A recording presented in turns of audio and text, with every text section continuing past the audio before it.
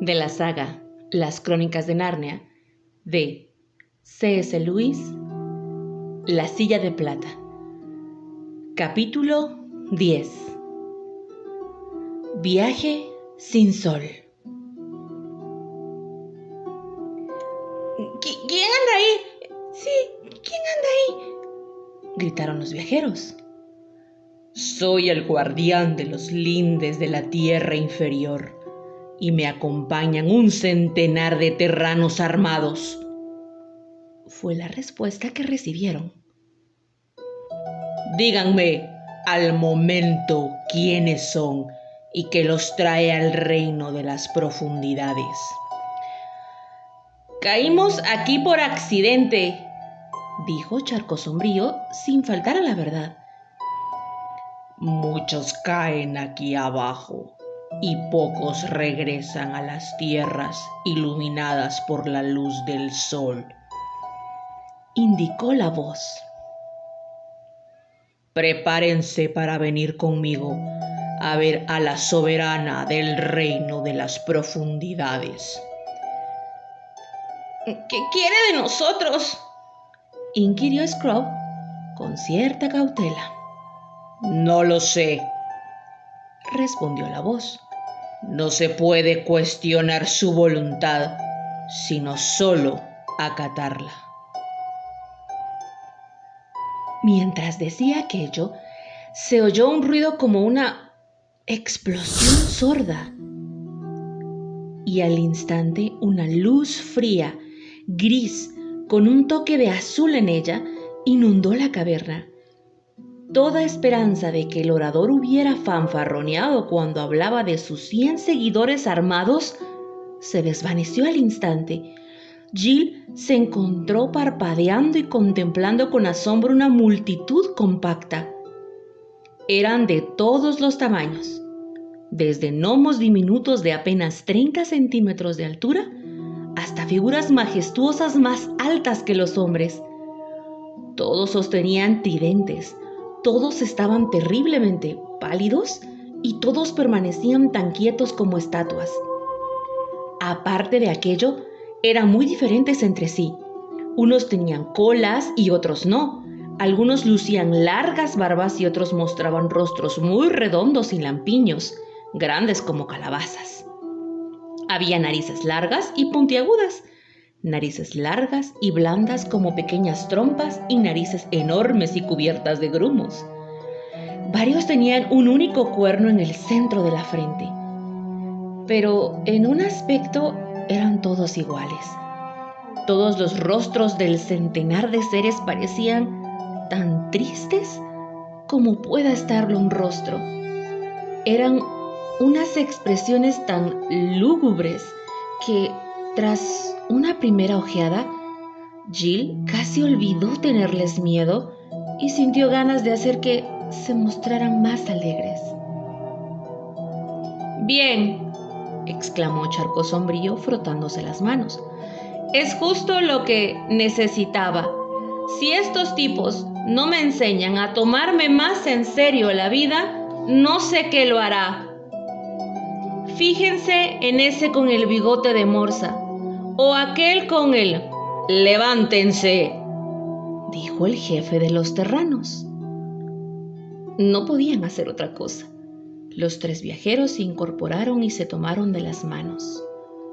Uno desea tocar la mano de un amigo en un momento como ese, y los terranos los rodearon, avanzando silenciosos sobre pies enormes y blandos, en lo que unos tenían 10 dedos, algunos 12, otros ninguno. ¡En marcha!, ordenó el jefe y se pusieron a andar. La fría luz procedía de una esfera enorme situada en lo alto de un palo largo que el gnomo más alto sostenía en la cabeza de la procesión. A la luz de sus rayos sombríos, observaron que se encontraban en una caverna natural. Las paredes y el techo estaban deformados, retorcidos y acuchillados en miles de formas fantásticas, y el suelo de piedra descendía a medida que avanzaban. Para Jill era peor que para los demás, porque la niña odiaba los lugares oscuros y subterráneos. Y cuando, mientras seguían adelante, la cueva se tornó más baja y estrecha y, por fin, el portador de la luz se hizo a un lado y los gnomos, uno a uno, se inclinaron, todos excepto los más pequeños, y penetraron en una hendidura pequeña y oscura y desaparecieron, le pareció que ya no podía soportarlo más. No puedo entrar ahí dentro, no puedo, Jadeó. Los terranos no dijeron nada, pero todos bajaron las lanzas y la apuntaron con ellas. Tranquila, Paul, dijo Charco Sombrío. Esos tipos grandotes no se arrastrarían ahí dentro si no fuera a ensancharse más adelante. Y existe una ventaja en esta marcha subterránea. No nos lloverá encima. ¿No lo comprendes? No puedo, gimió Jill. Piensa en cómo me sentía en aquel precipicio, Paul, indicó Scrub. Pasa tú primero, Charco Sombrío, y yo iré tras ella. Eso es, repuso el meneo de la marisma, poniéndose a cuatro patas. Sujétate a mis tobillos, Paul, y Scrub se asirá a los tuyos. Así todos estaremos cómodos. ¡Cómodos!, exclamó ella. Pero se agachó y reptaron al interior sobre los codos. Era un lugar desagradable. Uno tenía que arrastrarse con la cara contra el suelo durante lo que parecía una media hora, aunque en realidad tal vez no fueran más de 5 minutos. No obstante, finalmente apareció una luz tenue al frente. El túnel se ensanchó y aumentó en altura y salieron, acalorados, sucios y temblorosos, a una cueva tan enorme que apenas parecía una cueva. Estaba inundada por un resplandor apagado y somnoliento, de modo que ya no necesitaron el extraño farol de los terranos.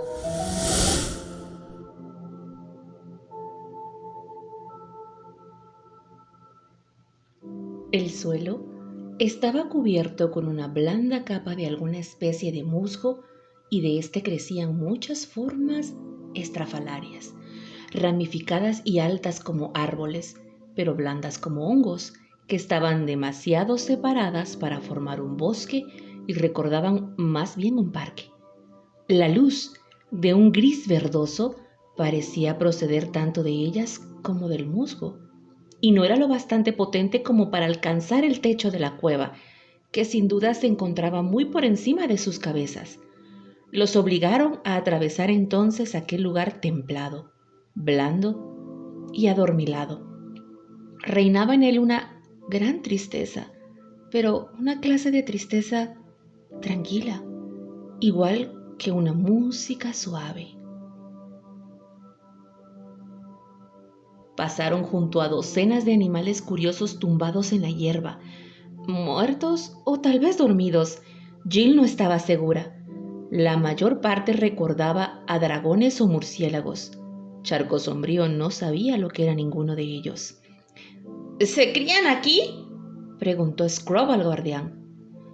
Este pareció muy sorprendido de que le dijera la palabra, pero respondió: No, todas son bestias que han venido a parar aquí cayendo por cimas y cuevas, abandonando el mundo superior para llegar al reino de las profundidades. Muchos bajan aquí y pocos regresan a las tierras iluminadas por el sol. Se dice que todos despertarán cuando llegue el fin del mundo. Cerró la boca con fuerza tras decir aquello, y en el gran silencio de la cueva los niños sintieron que ya no volverían a atreverse a hablar. Los pies desnudos de los gnomos sobre el blando musgo no producían el mejor sonido. No soplaba viento, no había pájaros y no se escuchaba el murmullo del agua. Tampoco se oía respirar a las extrañas bestias. Después de andar varios kilómetros, llegaron a una pared de roca. En ella se abría un arco bajo que conducía a otra caverna. Sin embargo, no era tan terrible como la última entrada y Jill pudo atravesarlo sin inclinar la cabeza. Los condujo a una cueva más pequeña, larga y estrecha, aproximadamente de la forma y tamaño de una catedral. Allí, ocupando casi toda su longitud, yacía un hombre inmenso que dormía profundamente. Era mucho más grande que cualquiera de los gigantes, y su rostro no se parecía al de un gigante, sino que era noble y hermoso.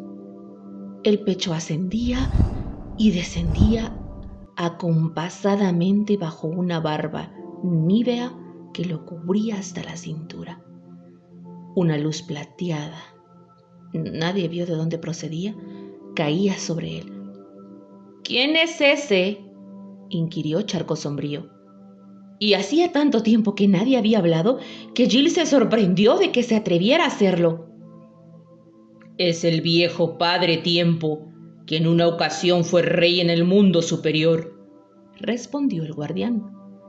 Y ahora ha descendido al reino de las profundidades y yace soñando con todas las cosas que suceden en el mundo de la superficie.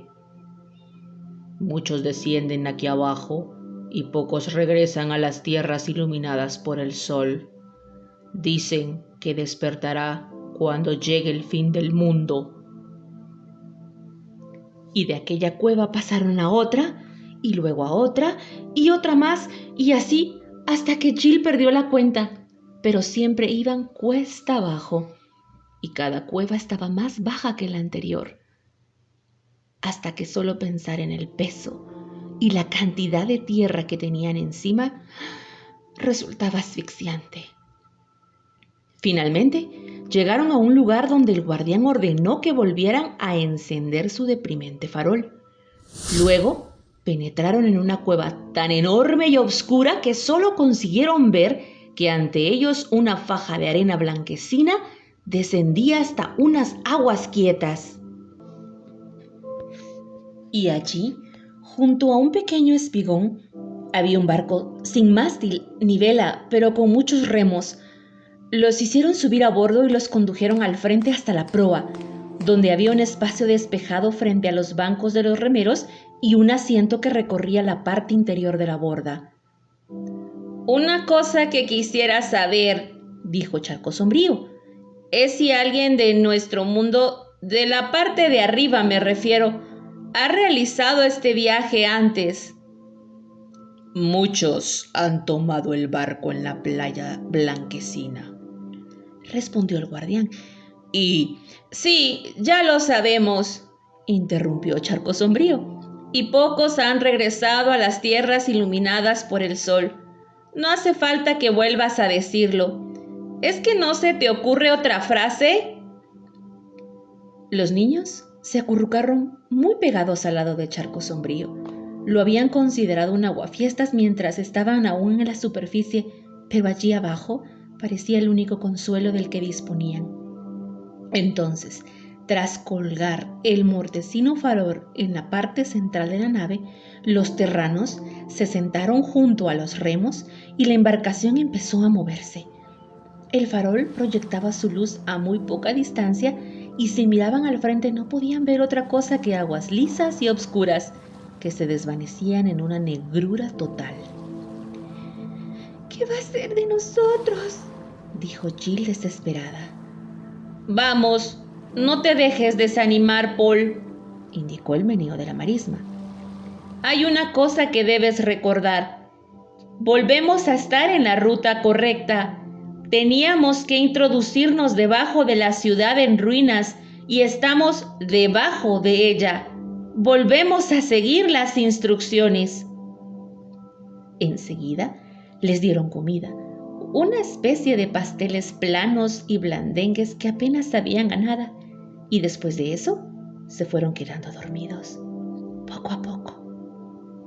Cuando despertaron, todo continuaba igual. Los gnomos remaban aún, el barco seguía deslizándose y seguían teniendo ante ellos la misma negrura insondable. ¿Cuántas veces despertaron, durmieron, comieron y volvieron a dormir? Ninguno de ellos pudo recordarlo jamás. Y lo peor era que empezaban a sentir como si siempre hubieran vivido en aquel barco, en aquella oscuridad, y a preguntarse si el sol, el cielo azul, el viento y los pájaros no habían sido solo un sueño. Casi habían renunciado a esperar o temer a nada cuando por fin vieron luces más adelante, luces mortecinas como las de su propio farol. Luego, de un modo bastante repentino, una de las luces se acercó y vieron que pasaban junto a otro barco.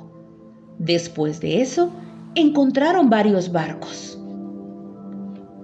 Luego, fijando la mirada, hasta que les dolieran los ojos, vieron que algunas de las luces situadas al frente brillaban sobre lo que parecían muelles, muros, torres y muchedumbres en movimiento. Sin embargo, seguía sin oírse apenas un ruido. ¡Diantre! ¡Una ciudad!, exclamó Scrooge, y no tardaron en comprobar que estaba en lo cierto. Pero se trataba de una ciudad curiosa. Las luces eran tan escasas y estaban tan separadas que, como muchos recordaban, casitas de campo en nuestro mundo. No obstante, los pequeños retazos del lugar que se podían ver mediante las luces eran como atisbos de un gran puerto marítimo. En un lugar que se podía distinguir toda una multitud de barcos que cargaban o descargaban en otro, fardos de material y almacenes, en un tercero paredes y columnas que sugerían grandes palacios y templos, y siempre, allí donde caía la luz, multitudes interminables, cientos de terranos abriéndose paso a empujones mientras iban a sus cosas, con pasos silenciosos, por calles estrechas, plazas amplias o enormes escalinatas.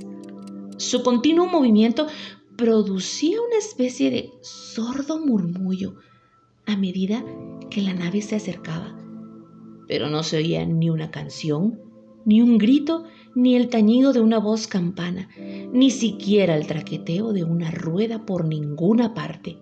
La ciudad estaba tan silenciosa y casi tan oscura como el interior de un hormiguero.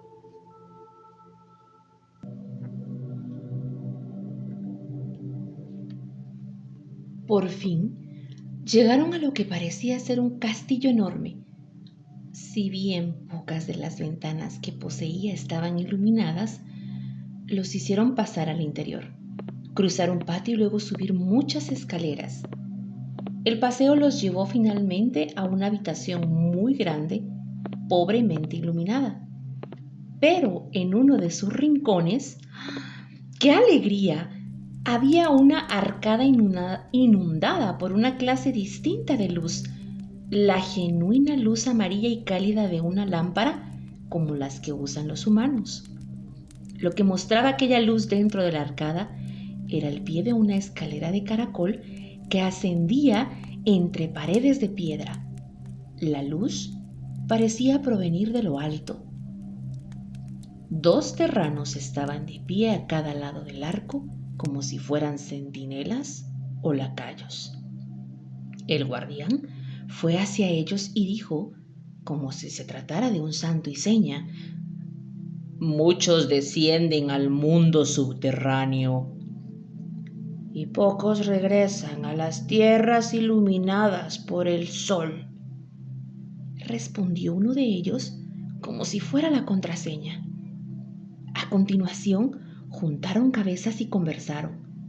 Por fin, el gnomo dijo: te digo que su excelencia la reina ha partido de aquí con motivo de su importante asunto. Será mejor que mantengamos a estos habitantes de la superficie bien encerrados hasta su vuelta. Pocos regresan a las tierras iluminadas por el sol. En aquel momento, la conversación fue interrumpida por lo que allí le pareció el sonido más delicioso del mundo. Vino de arriba, de lo alto de la escalera, y era una voz clara, resonante y totalmente humana. La voz de un joven. ¿Qué tumulto están organizando ahí abajo? Muyuterum, gritó. Habitantes de la superficie, ¡ja! ¡Tráiganmelos ante mí, ya al instante! Agradecería a su Alteza que recordara, empezó Muyuterum, pero la voz lo atajó en seco. Lo que agradecería a su Alteza principalmente es que lo obedecieran, viejo cascarrabias. ¡Súbelos!, ordenó. Muyuterum meneó la cabeza, hizo una seña a los viajeros para que lo siguieran e inició el ascenso por la escalera. A cada peldaño la luz aumentaba. De las paredes colgaban tapices suntuosos y la luz de la lámpara brillaba dorada a través de delgadas cortinas colgadas en lo alto de la escalera. El terrano separó las cortinas y se hizo a un lado. Los tres pasaron al interior. Estaban en una habitación muy hermosa, con tapices magníficos, un buen fuego en una chimenea impoluta, y vino tinto y cristal tallado centelleando sobre la mesa. Un hombre joven de cabellos rubios se alzó para darles la bienvenida. Era apuesto y parecía a la vez intrépido y amable, aunque había algo en su rostro que no parecía normal. Iba vestido de negro y en conjunto recordaba un poco a Hamlet. «Bienvenidos, habitantes de la superficie», exclamó.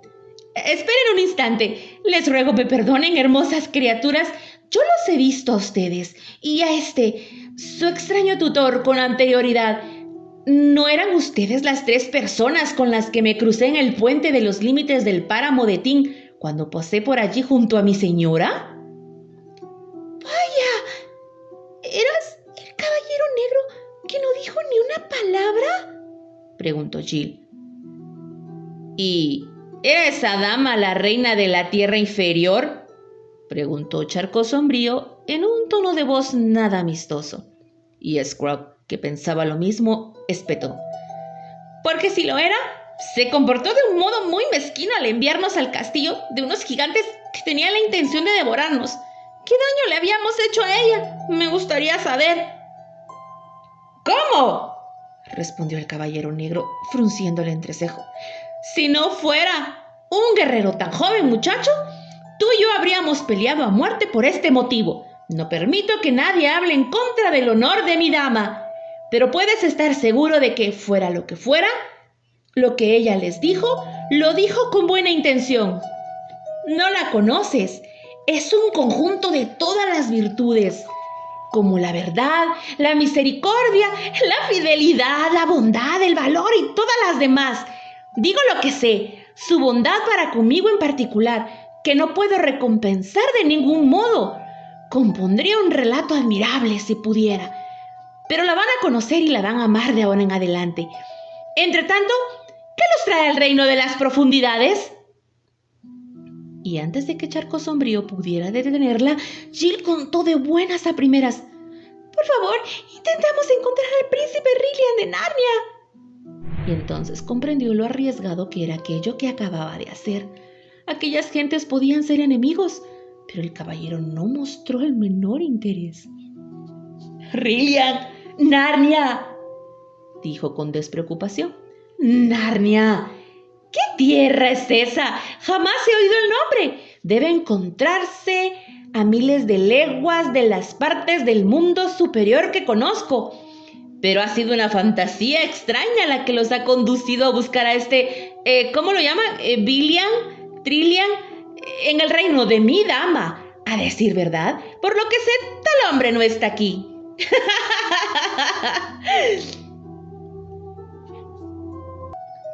Lanzó una sonora carcajada en aquel punto y Jill se dijo para sí: «Me pregunto si será eso lo que no encuentro normal en su rostro. ¿Es acaso un poco bobo?», pensó Jill. «Se nos dijo que buscáramos un mensaje en las piedras de la ciudad ruinosa», dijo Scrub, y vivo las palabras debajo de mí. El caballero rió aún con más ganas que antes. Los han engañado. Esas palabras no tienen nada que ver con su empeño. De haber preguntado a mi señora, ella les habría dado mejor consejo, pues esas palabras son todo lo que queda de un texto más largo, que en tiempos remotos, como ella bien recuerda, mostraba esta estrofa. Aunque bajo tierra y sin trono ahora esté aquí, la tierra dominé por encima y por debajo de mí. De las que se deduce que algún rey poderoso de los antiguos gigantes que yace enterrado allí, hizo que tallaran tal vanagloria con la piedra sobre su sepulcro, aunque la rotura de algunas piedras, el que ya se hayan llevado otras para nuevas edificaciones y también que las hendiduras se hayan llenado de cascotes, ha provocado que solo 3 palabras resulten legibles todavía. ¿No les parece lo más divertido del mundo que pensaran que estaban escritas para ustedes? Fue como un chorro de agua fría en la espalda para Scrub y Jill, pues parecía muy probable que las palabras no tuvieran nada que ver con su misión y que ellos hubieran ido a parar allí por casualidad. No le hagan caso, dijo Charco Sombrío. La casualidad no existe. Nuestro guía es Aslan, y él estaba allí cuando el rey gigante hizo tallar las palabras y sabía ya todo lo que saldría de ellas, incluido esto. Ese guía suyo debe ser un gran juerguista, amigo, replicó el caballero con otra de sus carcajadas. Jill empezó a encontrarlas un tanto irritantes. Y a mí me parece, señor, respondió Charco Sombrío, que esta dama suya también debe ser una juerguista, si recuerda la estrofa tal como estaba cuando la escribieron. ¡Muy agudo, cara de rana!, dijo el otro, dando una palmada a Charco Sombrío en el hombro y volviendo a reír. Has dado en el clavo. Es de raza divina y no conoce ni la vejez ni la muerte. Por eso le estoy aún más agradecido por su infinita generosidad para con un desdichado mortal como yo. Pues deben saber, señores, que soy un hombre aquejado de la más extraña dolencia y nadie, excepto su excelencia la reina, habría tenido paciencia conmigo. Paciencia, he dicho, pero si es mucho más que eso. Me ha prometido un gran reino en la tierra superior y, cuando sea rey, su propia mano en matrimonio. Pero el relato es demasiado largo para que lo escuchen de pie y en ayunas. Que venga alguno de ustedes. Vamos, vamos, traigan vino y comida de los habitantes de la superficie para mis invitados. Vamos, por favor, siéntense, caballeros. Mi pequeña dama, siéntate en esta silla. Se los voy a contar todo.